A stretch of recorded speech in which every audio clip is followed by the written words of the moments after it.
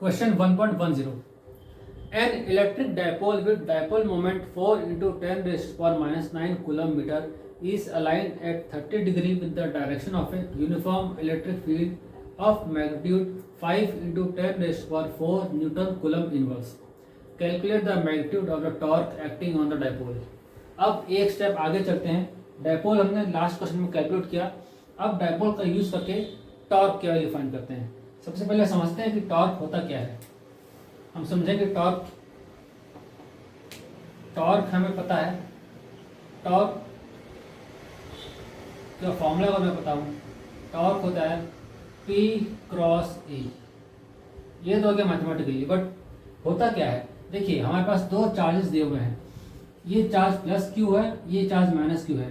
दोनों चार्जेस आपस में एक डायपोल कंस्टिट्यूट कर रहे हैं. हमने अभी पढ़ा डायपोल क्या होता है. Pair of charges forms a dipole. ठीक है. अब क्योंकि प्लस क्यू चार्ज है, इसकी वजह से इस चार्ज पर फोर्स अप्लाई होगा. वो फोर्स इस प्लस क्यू है, इस डायरेक्शन में लगेगा. इसके फोर्स की वैल्यू हो जाएगी प्लस क्यू ई.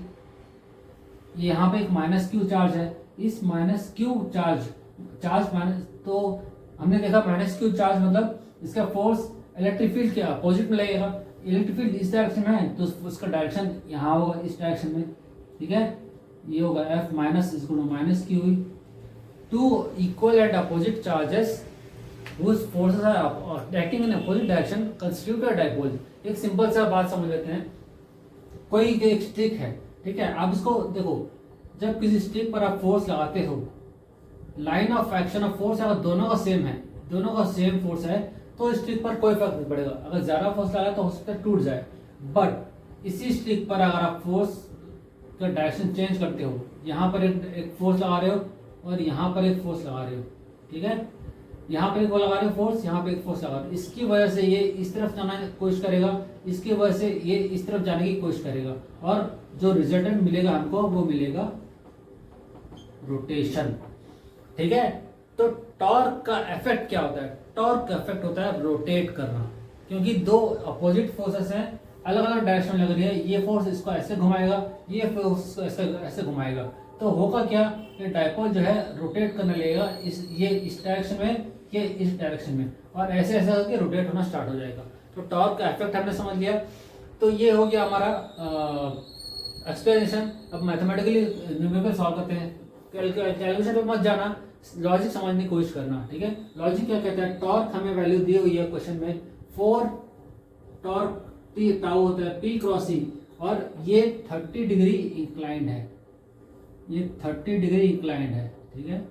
तो टॉर्क जो है P क्रॉस E होता है, और क्रॉस प्रोडक्ट हमें पता है साइन थीटा होता है. थीटा है हमारा 30 डिग्री. तो P cross P E sine theta. ठीक है. P की वैल्यू दी है 4 into 10 raised power minus 9. E की वैल्यू दी है 5 into 10 raised power 4 sine 30. Sine 30 ये हो गया. साइन 30 1/2 होता है. 2 into 10 raised power minus 9 into 10 into 5 into 10 raised power 4. ये हो गया 10 इंटू 10 रेस्ट पावर माइनस 5 या 10 का पावर माइनस 4. टॉर्क हो गया न्यूटन मीटर. ये है आंसर. मैथमेटिकली बहुत इजी है. कैलकुलेशन करना दिक्कत नहीं होती है. आपको बस कॉन्सेप्ट समझना है, लॉजिक समझना है. ठीक है. ये तो था हमारा 1.10.